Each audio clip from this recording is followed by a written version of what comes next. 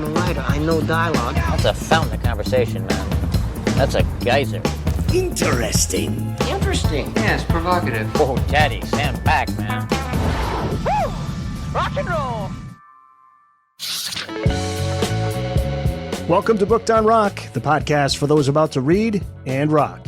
Find the podcast online at bookedonrock.com, where you can find every episode of Booked on Rock, along with links to your favorite listening platforms. Exclusive videos, blogs, links to all of the social media sites are there, along with the latest rock book releases. It's another chapter in the dialogue series, a chill and chat with authors, fellow podcasters, listeners, and more. Author Jeff Apter is this episode's guest. He is the author of over 30 books about Australian music and musicians and was on staff at Rolling Stone for several years. He's here to talk about his books on AC/DC, the Red Hot Chili Peppers, The Cure, Neil Finn of Crowded House, who's now with Fleetwood Mac, Jeff Buckley, and his brand new book just released. It's the first and only definitive biography of country music artist Keith Urban. So let's get right to it. Here is Jeff Apter. Hello, Jeff, out there in Australia. It's Eric from the U.S. Great to speak with you. I've been looking forward to this. It is tomorrow where you are. It's like a time machine. I love talking to people in Australia. It's sunny and hot. So no. We're going to talk a little later about all the bands that you've written about: AC/DC, The Cure, Red Hot Chili Peppers, Neil Finn, just to name a few. But we got this brand new book out on Keith Urban, the first and only definitive biography of Keith Urban. And there's a great story you start the book with that took place in 1998. He was just a face in the crowd back then. Okay, tell us about this and how you got involved with the book. Yeah, it was just a random experience, to be honest. I was living in the States and I was doing a lot of documenting various Australian artists, success or otherwise in America, their own particular journeys. And I wanted to go to Fanfare in Nashville. Now, anybody who doesn't know about Fanfare, it's like the Hajj for Muslims, or it's like going to Lourdes for Catholics. It's this ridiculous, it's like pilgrimage. It's a country music pilgrimage. And when I went there, they used to hold it at the Speedway, which was a little bit out of town. I think now they do it in a venue downtown, like a purpose-built venue in Nashville itself. But this was a bit out of town. And there was an Australian contingent there. It's a week-long festival, country music. It's basically the biggest promotional tool for every record company in Nashville to get their new artists and their established artists and anybody with a new record in front of a crowd. And they do these sort of, 20-minute sets. It's like an infomercial, basically.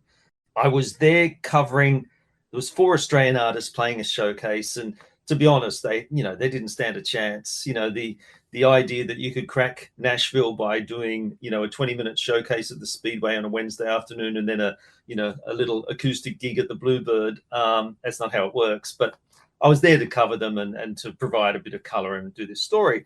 And I was talking to a friend of mine backstage, and he was a manager of an act there. And he said, "Oh, there's Keith Urban." All right. And he was just a face in the crowd. And he said to me, and this is, don't tell a journalist this. He said, "Keith's done it tough, And suddenly I was like, ding, ding, ding, ding, ding. What do you mean? What do you mean? You got to give me more details. Tell me this story." Oh, yeah. And I met him briefly, but, he wasn't performing. He was just catching up with some people he knew from Australia. And I found out this great backstory about how Keith had been in America, in and out of America for about 10 years, but based there since the early 90s. Had a band called The Ranch. They were managed by Miles Copeland, the manager of the Police. Had him on this podcast.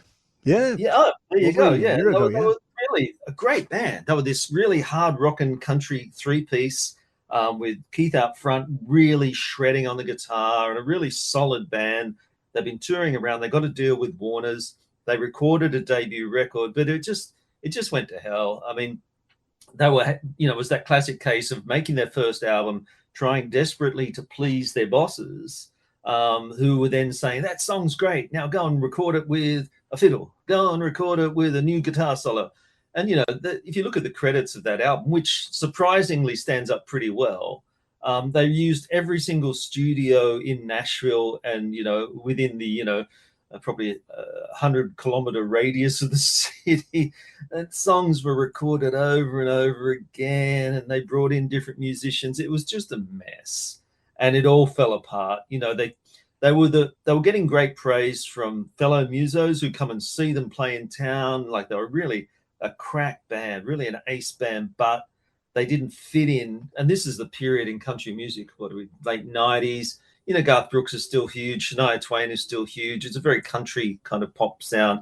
Garth Brooks is doing all those big shows, you know, doing, well, we just talked about Kiss off air, doing kind of Kiss-like shows with pyros and the whole drama.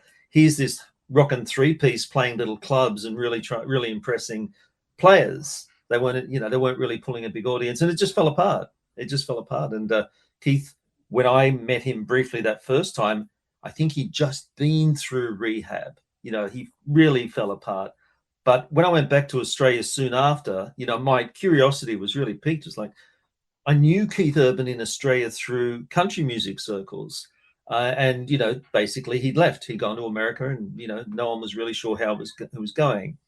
Gradually, I went back to Australia and got a job with Rolling Stone magazine and started to document his rise in America because Australian audiences weren't really aware of what was going on.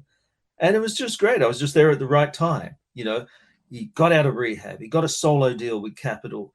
He made all the right compromises. You know, he's a good-looking guy. You know, previously he was seen as a muso's muso. Well, now they're sort of pushing him into the mainstream and marketing him as a heartthrob, a bit of a pin-up, you know, but a guy who, when you go and see him, can shred, you know, and really he'll play AC/DC covers, for God's sakes, you know. So he had something for everyone. So when I went back to Australia, I just was lucky enough to continue charting his rise in America. He'd come back to Australia quite frequently, once or twice a year, play these little shows with pickup bands. I mean, I saw him play a gig with Rose Tattoo, you know, it was fantastic. Oh, yeah. Yeah, he just, you know, and really, really, you could tell this guy's career was just building and building and building. And the funny thing about all that is while it's the early 2000s, he's playing to 10, 20,000 people in America, big shows. In Australia, he's still playing small clubs. You know, it made no sense. So while it's only now, you know, 20 years down the line, that he's playing big shows, big stadiums in Australia. Whereas in America, he's been doing it for, you know, 10 years or more. For an Australian success story, his career is almost back to front. You did say he's done it tough, or that's what somebody told you, and that's true. But he would say it's those dark detours that got him to where he is now. He came from humble origins. Talk about his childhood days, where he was raised, what kind of relationship he had with his parents. He didn't come from money, that's for sure. No, God, no. He was raised in the methamphetamine capital of Australia. You know, this country town, you know, outside.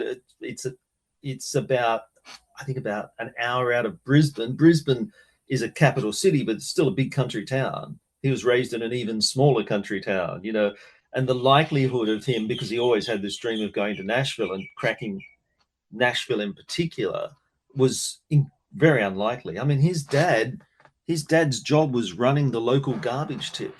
You know, Keith was a high school dropout. His performances, he started playing in shopping centers and then progressed to the same kind of beer barns. He started playing professionally at 15, and he was playing the same kind of beer barns and, you know, I guess sort of the Australian equivalent of honky tonks when he was 15. And these are the same places where AC/DC and In Excess and Rose Tattoo and all these bands learned their trade. So, you know, there's a good history about playing in these venues because they're tough.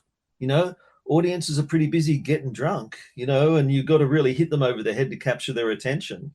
He became really, really good at doing that. So, you know, he's been doing this for almost 40 years now. His dad was a disciplinarian. He was tough. His dad was pretty tough, yeah. But the flip side of that is his dad was obsessed with Americana. He drove big American cars. He dressed, you know, in what he considered American style, wearing a Stetson and things like that. And he loved classic American country music. You know, he was into Glenn Campbell and Johnny Cash and Charlie Pride and all those kind of Waylon Jennings, the standards, you know, the American Country Songbook. You know, the first concert Keith went to, Brisbane Festival Hall, 1972. He was only 3 years old, and he saw Johnny Cash. And he said, you know, as soon as the lights went down and this single spotlight hit this guy on stage who looked like he was carved out of stone, you know, and this voice comes out, "Oh, I'm Johnny Cash." You know, Keith was sold. It was like, I want to do that. I want to be something. I don't want to be that guy, but I want to have the same impact that he does. And, you know, that he was basically on that path ever since then. So when he moves to Nashville, that wasn't overnight success. In fact, it was difficult. And this is when he turns to drugs and alcohol to cope. Yeah, absolutely. Yeah. I mean, he thought it was a lay down misere. He thought, okay, go to Nashville. I have a record deal in Australia. I've had some success there. Surely it's transferable. And I know this stuff inside out. He knew the music, but he didn't understand the game. And it took him years, as I said earlier, to make the right kind of compromises. Early on, he's a young guy. He's full of vigor, and he's probably thinking, why would I have to change? Well, anybody who's succeeded, particularly in Nashville, because it's a very sort of parochial place, and there are certain rules of the game that you have to adhere to. It's very rare that real mavericks succeed in Nashville, which is why guys like Willie Nelson ended up going to Austin, getting out of town, because it's a very rigid kind of system. And like I said, Keith came to understand that it wasn't just being a good guitar player and a great singer and a songwriter. You needed to fit the mold. You need to do the right videos. You need to work with the right songwriters. You need to get the right management.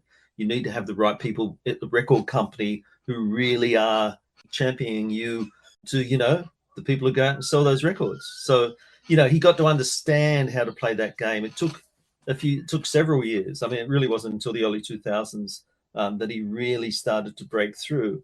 But, there's been other Australian artists who've been there and tried. And there's a great story. There's a guy called James Blundell, who was a big, big star here in Australia, got a deal with Capitol. And one of these first recording sessions, an engineer said to him, "Can you try singing with an American accent?" And he said, "Yeah, I can, but you're not going to like it." And, He did it. And the engineer just said, "All right, I got your point." Yeah. And, his career went nowhere, because you've got to compromise. I mean, yeah, everybody's had to the Beatles had to compromise, for God's sake. It's just part of the business. And like I say, particularly the country music business. Chapter 12 in your book, it's titled Keith Urban is the Australian Heartthrob of American Country. And the next chapter gets to when Nicole Kidman meets that Australian heartthrob. But it's Keith who's nervous to talk to Nicole. Yeah. Well, that's let's talk about opposites attract, because so it's an event. It's an annual event called, oh God, I hate this, G'day LA. It's so corny. Yeah. I mean, it'd be like, what it is, it's a group of successful expat Australians in America and it's not just music, it's actors, it's filmmakers, it's business people, it's all kinds of Australians just get together and basically pat each other on the back and say, how much money did you make this year? So they get together and they honor people at these events. And at this particular one in 2005, Keith and Nicole Kidman were two of the honorees. But you got to understand that, like I say, Keith came from very, very, working class roots, a very rough and tumble kind of upbringing. Nicole Kidman is A-list all the way. Her father was, I think, a neurosurgeon. Her mother was a very well-educated, sophisticated member of Sydney society. Nicole Kidman was private school educated. These people were upscale, uptown, Keith straight off the garbage tip in Caboolture, and he's rougher. He's still rough around the edges. He's a guy who had a troubled past with substance abuse and things like that. They were not a very likely couple in a lot of ways, and Keith knew that. He can be. We like to think of ourselves as kind of classless in Australia, but it's not true. There's very clearly defined levels of class. If you come from some certain parts of Sydney, that person's got money.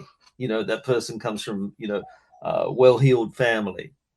That was Nicole, certainly not Keith. And he was very he thought, we're so different, we're not going to, there's nothing between us, it's not going to work.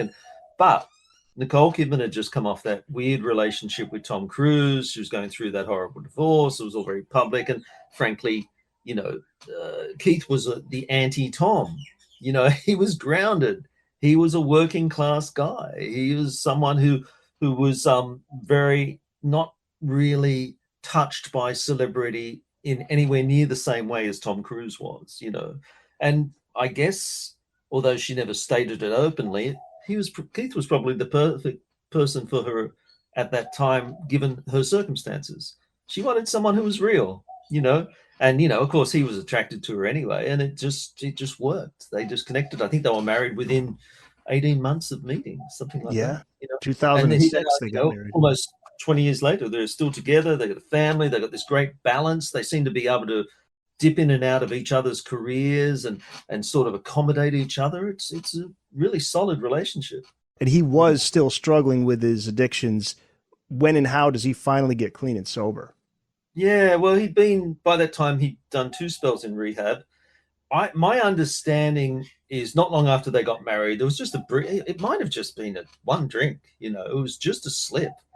And he realized that he had a lot more to lose now. And boom, just checked himself into rehab straight away. And in fact, I think he stayed there for 3 months.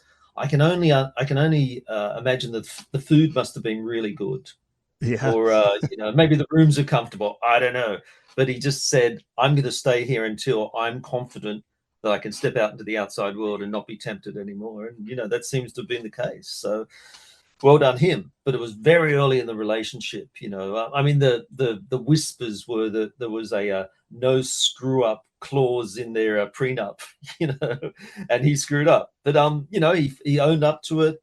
He didn't try to hide the fact that he had some kind of, slip, and he went and owned it. And he spent 3 months in rehab and came out. And, here we are, 15 years down the line. And, he's still right at the top of the pile, as is she, So, and they've got a couple of kids. They seem to be able to balance their lives really well. Funny story, when the whole Chris Rock, Will Smith brouhaha happened. The slap. Yeah, the slap. Well, Keith and Nicole were at the front, right at the front, at a table, right at the front. And a guy I know here, a broadcaster who knows Keith personally, he said he was watching and he sent him a text as it happened. And he said, "Hey, man, you're pretty close to the action." And Keith texted him back and said, "No, man, I'm at ringside." Oh, that's right. I remember watching the clip. And there's Nicole. Yeah. Like, wow, what's going on? It must have felt like the days back in the beer barns in Australia, where everybody's up for a fight. He's a regular guy living this irregular life. A friend of mine lives in the same apartment building. When I say a friend of mine lives in the same apartment building, Keith and Nicole they own most of an apartment building on the harbour in Sydney, and a friend of mine lives in one of the apartments. I think they own 10. And he said, Keith's just the guy you see here. He holds the door for you at the lift. You see him down in the gym and the pool. It's a guy in flip-flops and shorts and T-shirt. It's really, there's no pretension. Jeff Apter's here to talk about his brand new book titled Keith Urban. That is out now, right? People can... Yeah, that's right. This week, you were at the dawn of the release. Yes. And he's here to share some stories from his previous books. AC/DC fans are very familiar with Jeff Apter. You've written a handful of books related to the band members. Yes.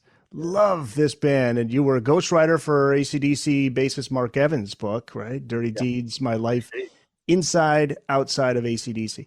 I want to ask you about your 2021 book on Bon Scott first, and that's titled Bad Boy Boogie, The True Story of AC/DC Legend Bon Scott.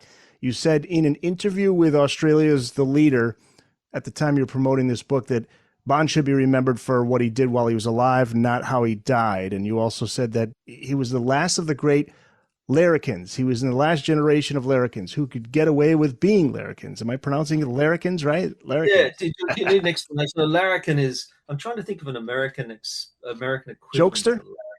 Yeah, but it's sort of, in Australia, it was until political correctness and wokeness became a big factor. It was prized. People like Paul Hogan is the definitive larrikin.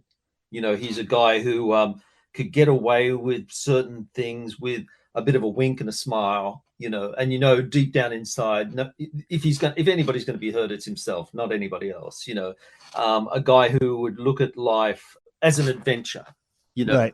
and not take himself too seriously.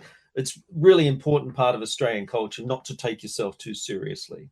And, that is Bon. Yeah. Yeah, absolutely. I mean, going back to the first thing about there seemed to be a really obsessive quest to find out how he died. Did he OD? Did this happen?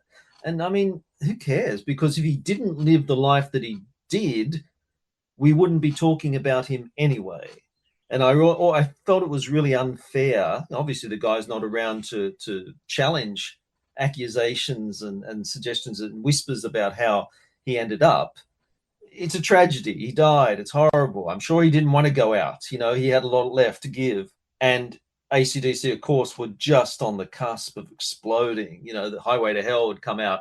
They were about to go and make Back in Black, for God's sake. You know, everything was happening for him. So I think it's very unfair to really delve into that side of his short, sharp life. You know, I wanted to write a book that reminded people of just this guy's funny. You know, a gifted frontman, one of the best ever, in my opinion. Yeah, hands down. Yeah, sexy, charismatic, swagger, but didn't take himself too seriously, and wrote really funny and quite often very incisive lyrics. My big problem with everything AC/DC post-Bond is that their lyrics suck. I mean, they haven't written a funny song for 40 years. Yeah, and then and Brian actually handed the lyric duties over to Malcolm and Angus in the and Angus 89 or 90. Angus just comes up with catchphrases, right. You know, power up, rock or bust. I mean, this is not Long Way to the Top, Highway to Hell, Crabsity in Blue. You know, it's got none of that. Bond's wordplay, you know, he said he was a street poet. I love that. You know, he was the guy. If you gave him a spray can and a blank wall, he'd come up with something really clever and funny, you know. But they don't have that anymore, and they haven't had it since he's gone. You know, Brian Johnson's done a great job, but in Australia, we still think of him as the new boy. Oh, after all these years, yeah. 40 years. It's like, oh, yeah, he's still a work experience guy. Yeah, he's doing okay. But, you know, he's not Bon Scott, you know. I always talk about the story that maybe my favorite, the story that Bond would walk around with a boa constrictor around his neck. You know, that was him just going for a walk. That was him. But what's the one about him calling friends and family members at the Atlantic Records offices on their dime? Right. Well, that's larrikinism, you know, 101. You know, he'd go into the office of their American record company, Atlantic, and say, I just want to make a quick phone call. And he's ringing people. This is when it used to cost a lot to make what we call ISD, International Subscriber Dialing. It cost a lot to make these calls. Bond would be on the phone all day. You know, I've got to ring my family in Fremantle in West Australia. There's a couple of people in Sydney I've got to catch up with. I should ring the Albert's office in Sydney and catch up with them. You know, he'd be on the phone for hours racking up this bill. But there's a couple of there's a couple of other very funny stories. And this, you mentioned Mark Evans. I was really lucky.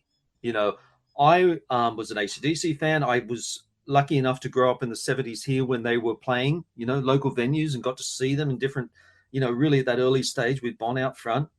When they tour here, you know, years down the line, they don't do publicity. They don't need to. In all my time at Rolling Stone, I interviewed Angus once, and that was it, for 15 minutes on the phone. They don't need to promote things because everything sells without promotion, and they don't like doing it anyway.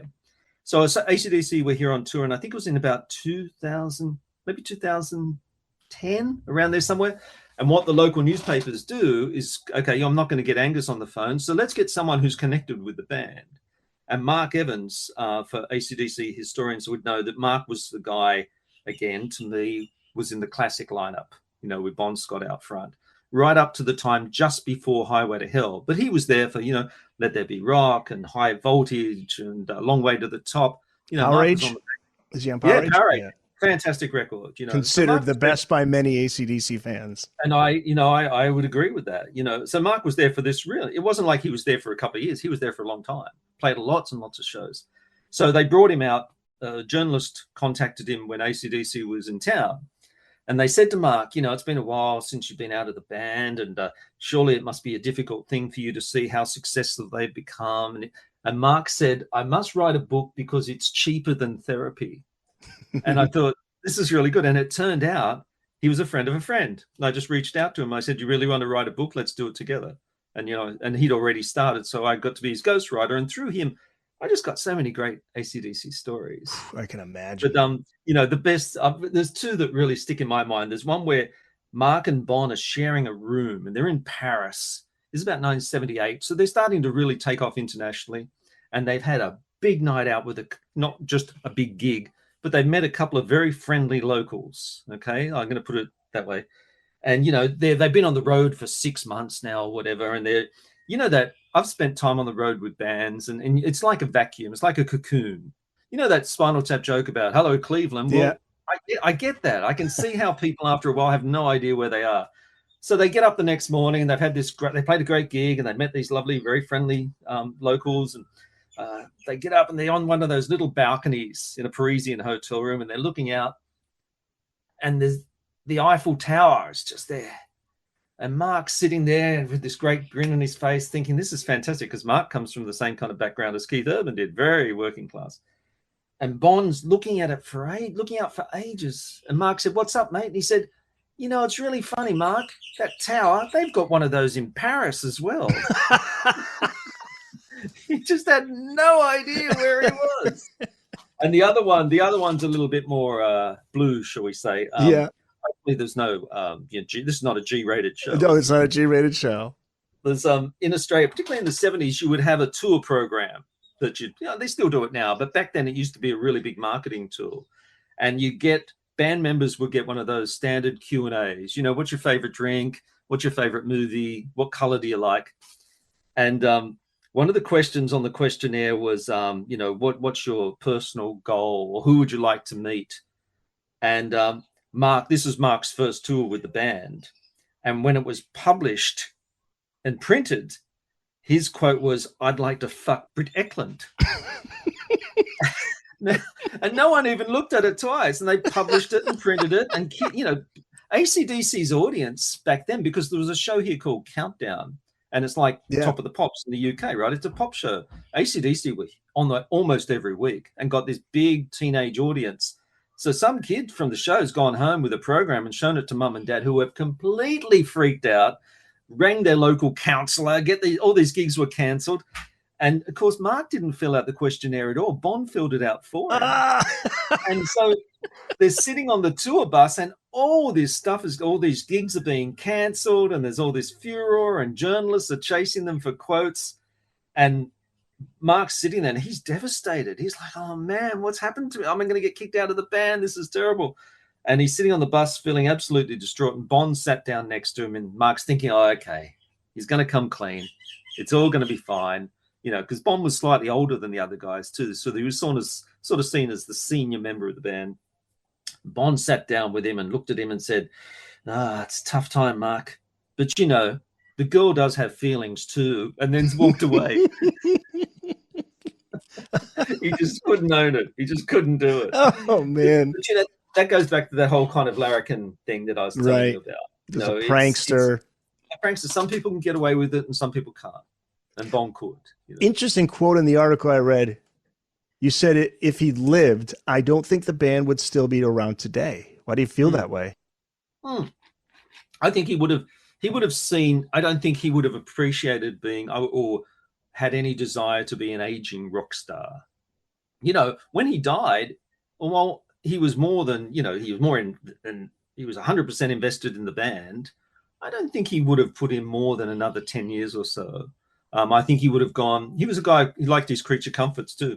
I think if he'd been around to make his first million, he would have been happy with that. And I don't think there's no way he would be, we talked about the Stones before. There's no way he would have been out front of that band at 80 years old. It would be an idea that he would have laughed out of town. Do you think he would still make music though? Would he be recording? Possibly. I see him more. I would have seen him more as a Tonight Show kind of guy, Tonight with Bond, late night with Bond, right.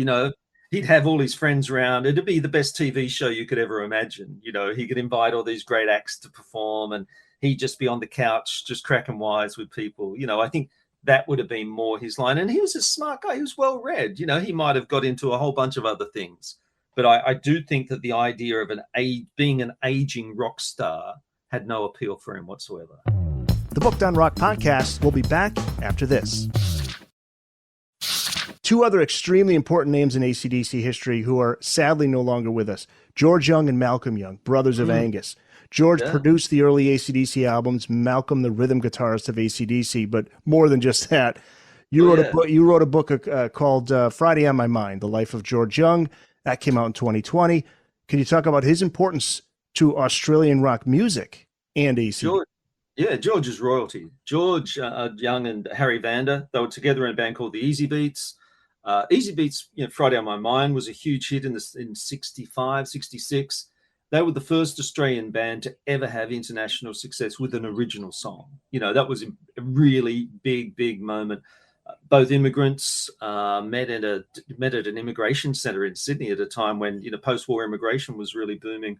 George, in particular, he's like the founding father. The Easy Beats went overseas. They spaced themselves in the UK. They toured America. They had this one great song and made a bunch of really interesting records, but it didn't happen for them again because, as George later said, we tried too much. We saw the Beatles and went, well, they're doing it. We should do it too.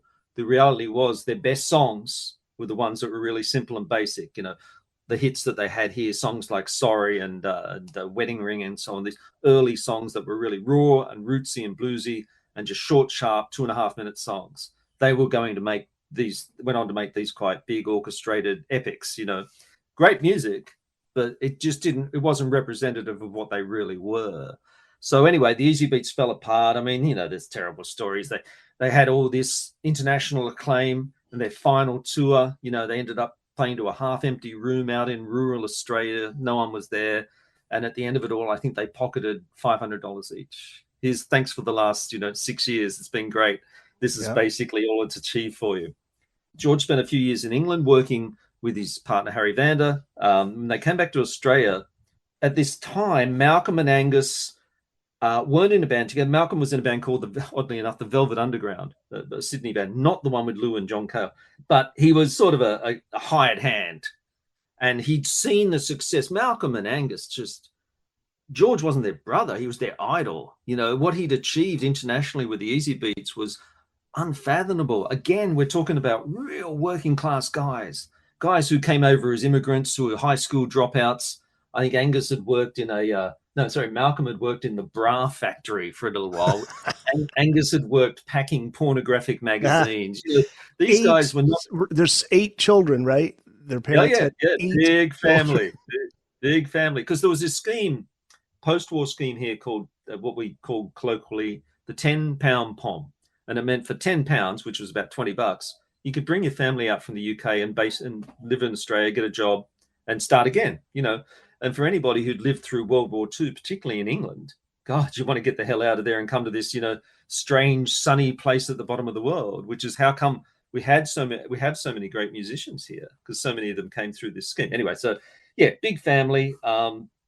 George had finally come back to Australia in the early 70s at the time that Malcolm said to Angus, let's form our own band. Let's do our own thing, and which led to AC/DC. Early on, George sat down with them and said, look, they'd started to develop their sound, this raw, again, something that came out, like Keith Urban, came out of the Aussie beer barns and was a really primal, hard-rocking, hard-hitting kind of sound. And they said to George, should we try other things? Should we write ballads? I don't know, folk songs. And George said, no, don't make the mistakes that we made in the Easy Beats. You got your sound, focus on it. And, let's face it, they've been doing the same thing for almost 50 years now. So it was great advice. And then, he was their early producer. He produced everything up until Highway to Hell, I think, which was the first record with Mutt Lange. So, he was there as this band found their sound, developed their sound, and established themselves internationally. He was the guy that Malcolm and Angus would always go back to for advice, not just musical advice, but career advice, because George said to them, don't make the mistakes we made in the Easy Beats. Keep control of your records. Know who your publisher is. I worked with Michael Browning, who was their first manager, and they sacked him as soon as big international managers started sniffing around, because Malcolm and Angus knew that was how they were going to get exposed globally. They needed the heavyweights behind them, which George didn't do with the Easy Beats. So it was almost like, everything that George had, all the mistakes that George had made, he said to Malcolm and Angus, okay, don't do this because we did it. Right. Do something different. We made these mistakes, don't repeat them. So he became a real guru, a real sage for the band. And they brought him back. They brought him and Harry Vander back much later on to produce later records. I think they did Stiff Upper Lip together, Yeah. And it was one of the last productions that George did before he died. as far as Malcolm's concerned, yeah, AC/DC was always Malcolm's band. You know, it was Malcolm's idea to form the band. It was Malcolm's idea to bring Angus in. Initially, you know, he was with older musicians who George knew, and then eventually connected, you know, with Phil Rudd, Mark Evans, you know, the right guys. They got the right guys, and Bon Scott, of course. They got the right guys, that classic lineup. But it was always Malcolm making the big decisions, hiring, firing, you know, what songs to record, where to record them. But, you know, there was never a question up until the point of working with Mutt Lange who they were going to record them with.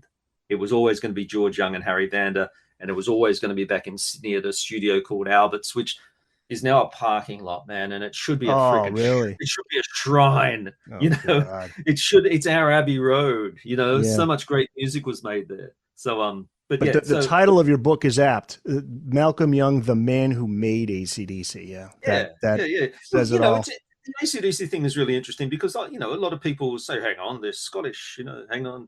Brian Johnson's been in the band longer than Bon Scott, and all those are valid comments. But I'm interested in roots. I'm interested in, you know, most of the stories and the books that I write, the most intense part of those biographies will be the pre-success. Where do you come from and how did you get to where you are now? That's the stuff that really interests me. And for AC/DC, if the Youngs hadn't come to Australia, we wouldn't be talking about them. There was this environment here, particularly in the 70s, where bands could play 7 nights a week to big crowds in big rooms and really learn their trade. You know, it's the environment that produced AC/DC, it produced In Excess, it produced Midnight Oil, Hoodoo Gurus, all these great bands that came out of that time, came out of this pub circuit. And I think if AC/DC hadn't been exposed to that, they wouldn't exist. You know, we wouldn't be talking about them. And that book came out in 2019, by the way. Got to plug that one. Malcolm Young, the man who made AC/DC. Another legacy band would be Red Hot Chili Peppers. 2004, you wrote a book called Fornication, the Red Hot Chili Peppers story. Best-selling biography of the band, by the way. And until Cletus wrote his book. Damn him. Oh, yeah. And Flea wrote a book. His book has sold hundreds of thousands of copies. I mean, that's I think it sold more copies than about the last 3 or 4 Chili Peppers records combined. Expectations as an author. What's a good number? Like, what's a 10,000? Well, because you say 10, yeah. Oddly, the most successful book I've had I've had bigger successes as a ghostwriter, but the Angus book, that sold about 20,000 copies, you know. Yeah. And internationally, they're great numbers, you know. And to be honest, I thought the Bond book was better, but you know, what do I know? I'm just the author. Yeah, I was gonna say like 5,000 is like the equivalent of like a gold record. 10,000 is a platinum record. Yeah. I mean, the publisher of the Keith Urban book's got high expectations, and I get that because he's got such a big audience. So fingers crossed. But my books tend to do in Australia around 10, 15,000, which is great.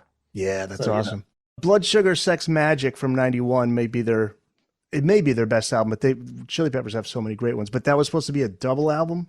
Yeah, I was surprised too when I started researching that. They recorded so much. I mean, it was probably the first time, to be honest, that they had their shit together, frankly. Yeah. You know, I got a story, I think it was from Cliff Martinez or Jack Sherman. I think it was Cliff Martinez told me about recording, you know, in Detroit with George Clinton. That was Freaky Styley.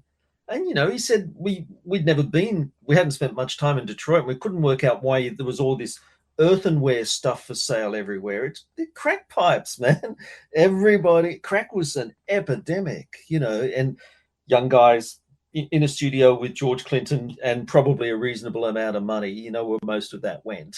I think by the time they got together with Rick Rubin, you know, they knew that they had to take this seriously. They recorded, I think it was like 25 songs. There's a bunch of covers. There was that song Soul to Squeeze, which came out later on. Yes, that came out. Surprisingly not on the record, to be honest. Generally speaking, when I'm writing a book, I'm investing a lot of myself for 12 months at least in listening to not just the music, but reading everything I can, talking to as many people as I can, kind of immersing myself in their world. I've got to be honest, when I'd finished the Chili Peppers book, I was happy to walk away from it. Really? There's some really heavy fuel there, particularly Anthony Kiedis. I think he runs on some really, and I don't mean this is not a negative comment, it's just an observation, is that guys like that, and I think Keith Richards might have a bit of it too, they run on like really heavy fuel. It's hard to explain. The band is their obsession, and in Kiedis's play instance, it was probably because his father was a nasty piece of work, and he came from some pretty sordid background, and it was his baby, and he wanted, and he's still doing it now, but it meant a lot of people suffered along the way. Like Hilla Slovak was dead. John Frusciante might as well have been dead after Blood Sugar. He was as good as dead. There's the video of him when he was at his worst, and it was Flea. Flea saved that guy's life, man. If it wasn't for Flea's support, because when Frusciante, I think it happened in Japan, he fell apart. I remember interviewing the manager, Lindy Getz, and he said, he just crumbled like a cookie. He just fell apart. It was drugs, and it was pressure, and it was success, and it was money, and all these kind of things came together. And you see footage from that time. I mean, he was a terrible wreck, But Flea hung in there. Flea, I think, was the only one in the band who really supported him, and more power to him. And he, got him back in, because he also knew that Frusciante, to me, was the spark. Creatively, he's the magic in that band. Oh yes, yeah. Such a great guitarist, and so great with melodies. Every time he's in the band, they make great records, and every time he's out, they make a flop. Work that one out. But it was something about writing about them. I thought, I'm done. I've never revisited that book. It's well overdue for an update, but I just don't think I want to get back into that world, because I found it just a bit heavy. Yeah. There's some real tragedy there. It's a real, not just death, but, people whose careers have been ruined, and, it just, I don't know, it just felt sort of, it was almost like there was some kind of curse. I don't know what it was. It just felt weird. Yeah. And, you can tell, how can I best put this? You could tell that band was being driven by something more than just, the desire for success. It was like, without that band, particularly people like Kiedis, you got to wonder what they're going to hang on to, Right. Yeah. Tell me about The Cure, because I would think maybe this was the band.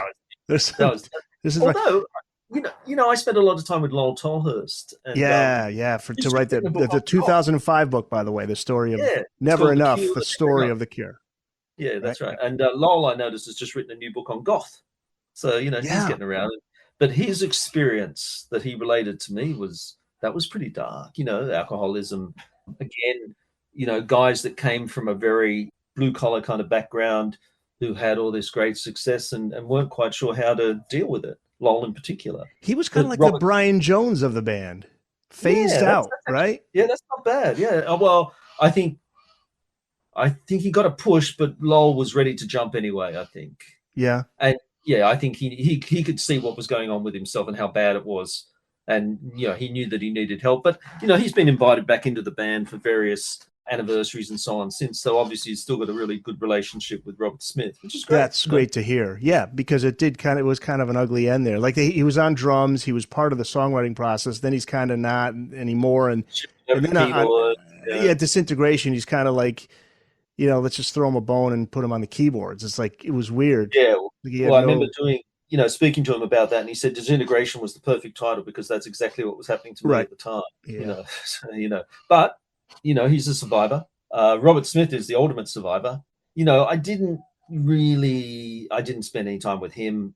He was the only one that was resistant or was unavailable. I managed to speak to everybody else, but I would say he's someone, again, who the band, that thing, The Cure, the brand, The Cure, is his lifeline. That's not his reason for being, but it's the most central part of his life. What is it about Robert Smith?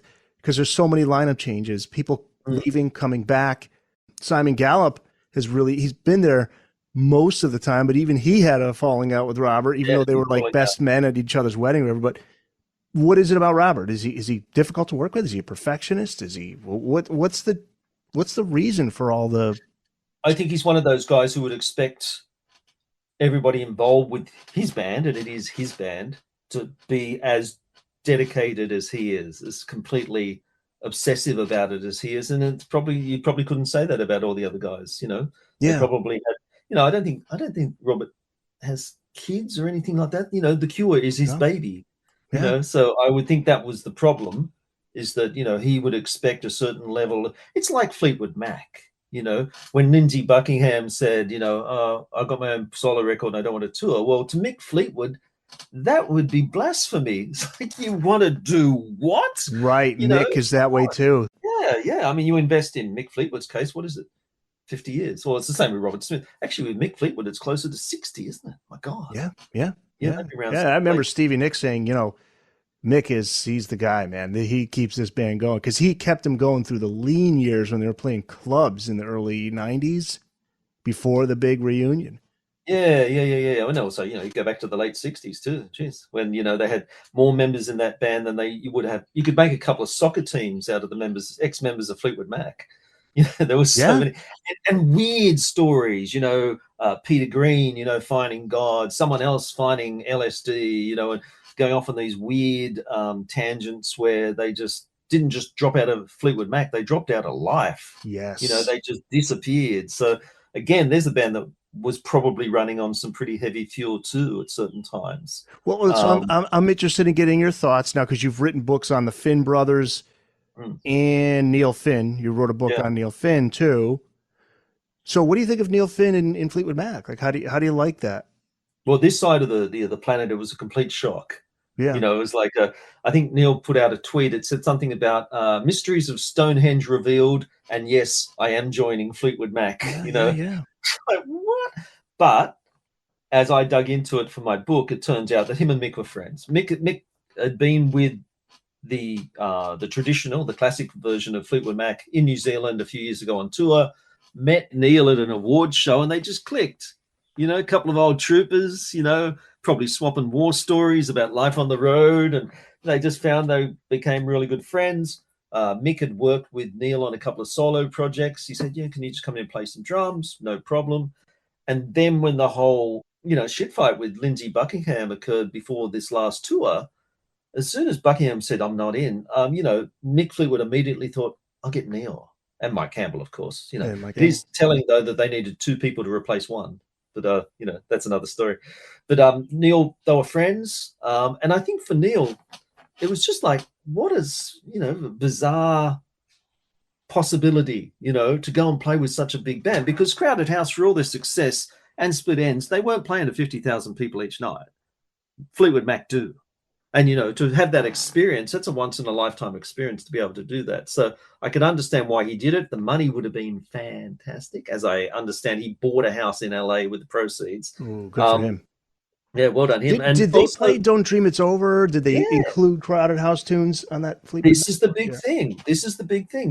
This is a band who could play for 3 hours and every song's a hit to crowds of 50,000 and upwards who are just worshipping at the house of Fleetwood Mac.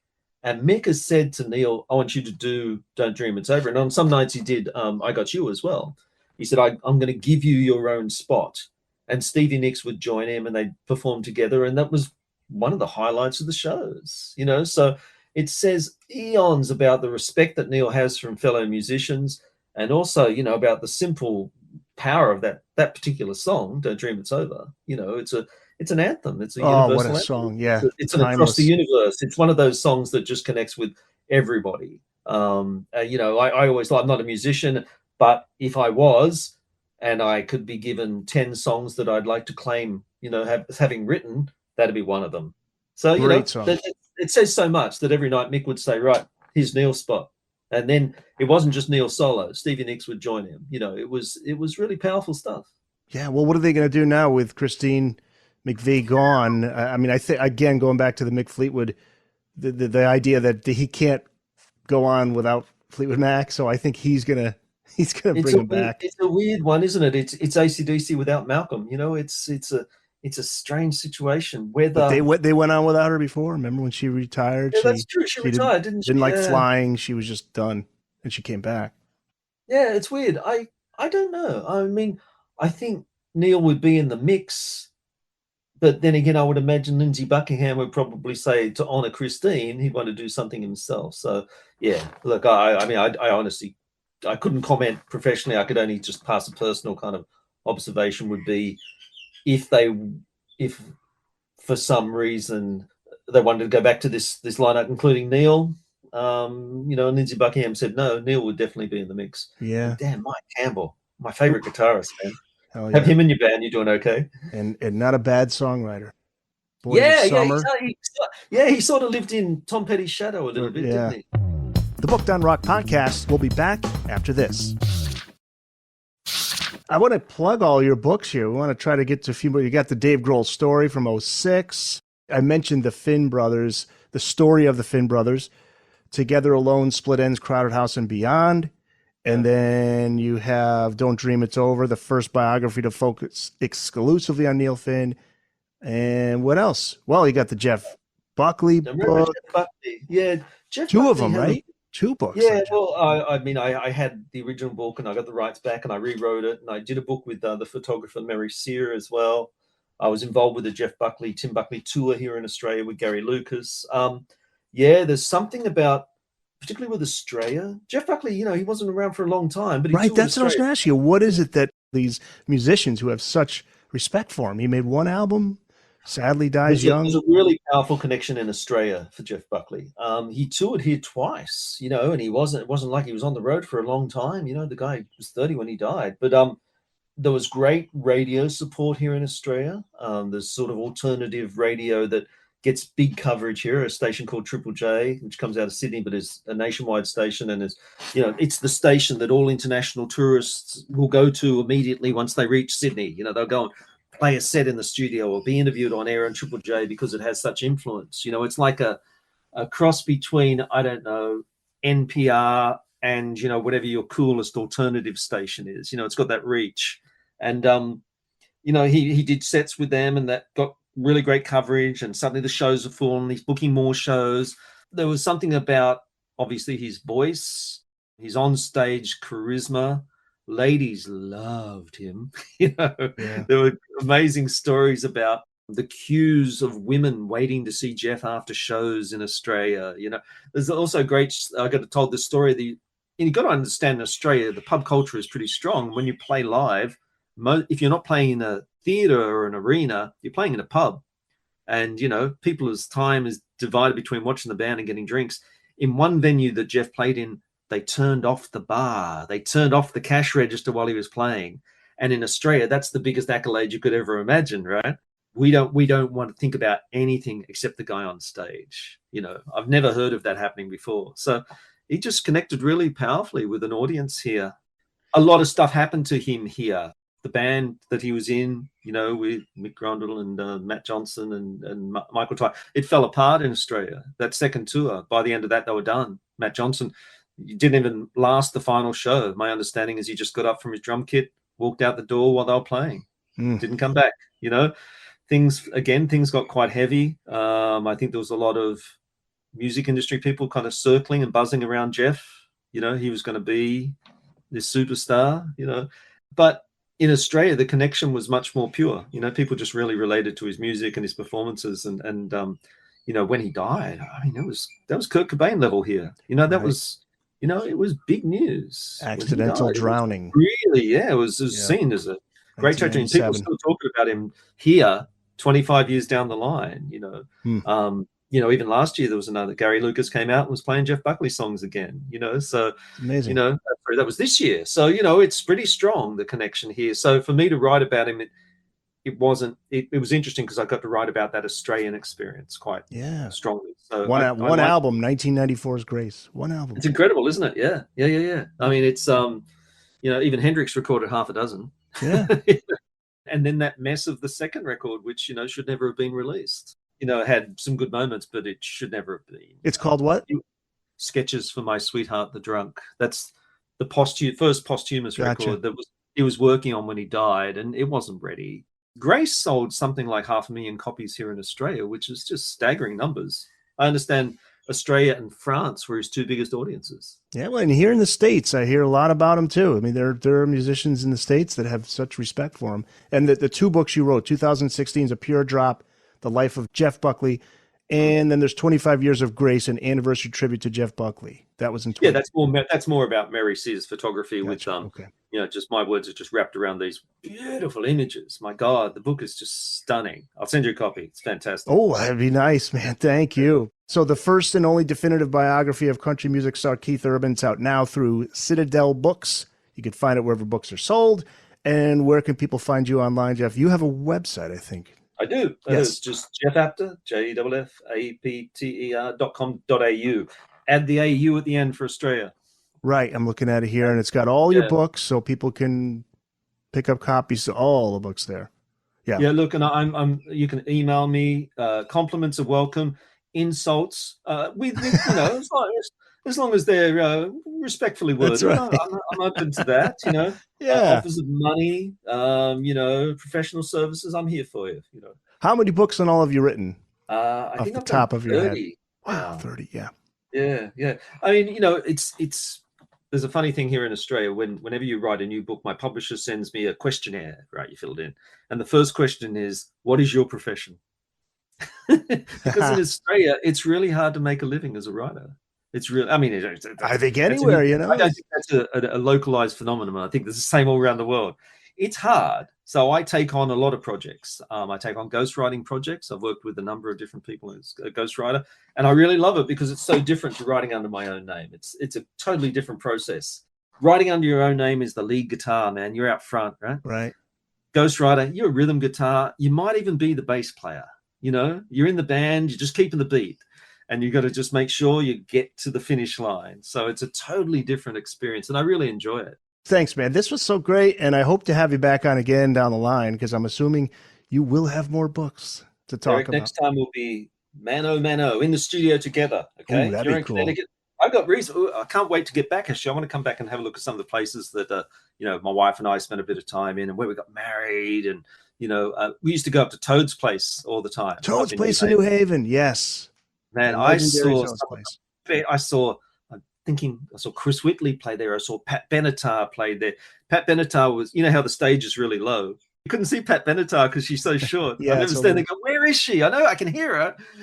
Saw Frank Black played there. I saw some great The Stones surprise gig there in 1989. Yeah, Dylan's played there. Yeah. It's such, because when you go in, you see all the pictures of the artists who've been there. George Thorpe. Yeah, and it's just a great funky room. I really like. That was one of the best gigs I would go to regularly. If I wasn't going down to New York, I'd go up to Toad's, whoever was playing, because it was always that. I love that you get people before they play the big New York show. Yes. Yes. They're a little looser, but they want to prove themselves, and you can tell they're just getting into a real good groove by the time they get to Toad's place. And it's great because there's some great stories from people I've been there many times, but my cousin Andy told me a story. A friend of his says, "Hey, we're going to see Beck," and he thought it was Jeff Beck. So he gets there and it's Beck, but this is like pre-fame Beck. Where's his guitar, man? But the Beck happens to be sitting out there pre-show, okay? But he's unknown. And he's chatting it up with my cousin. And my cousin's like, I'm bummed, man. I thought I was going to see Jeff Beck, some fucking guy named Beck.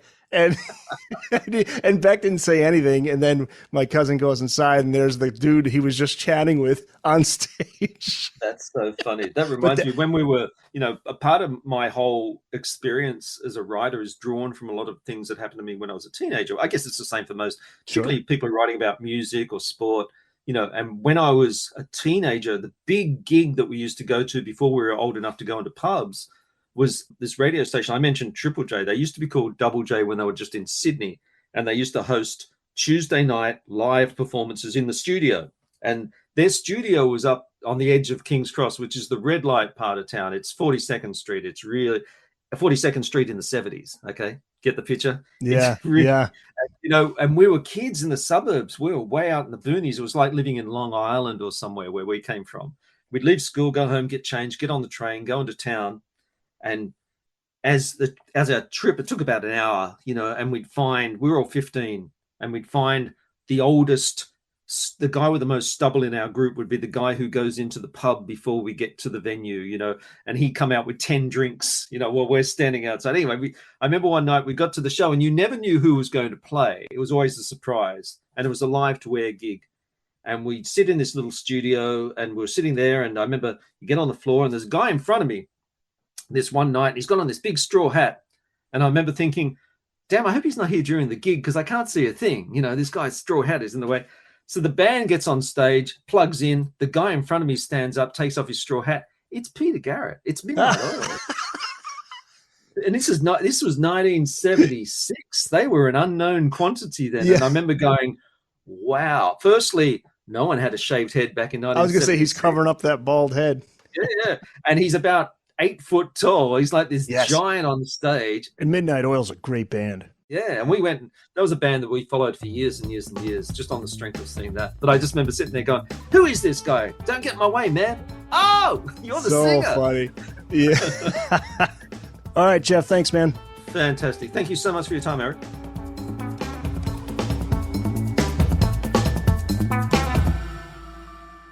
Well, now, that was an adventure. That was quite a show you put on today. Well, let me just close this conversation by saying you are one unique individual.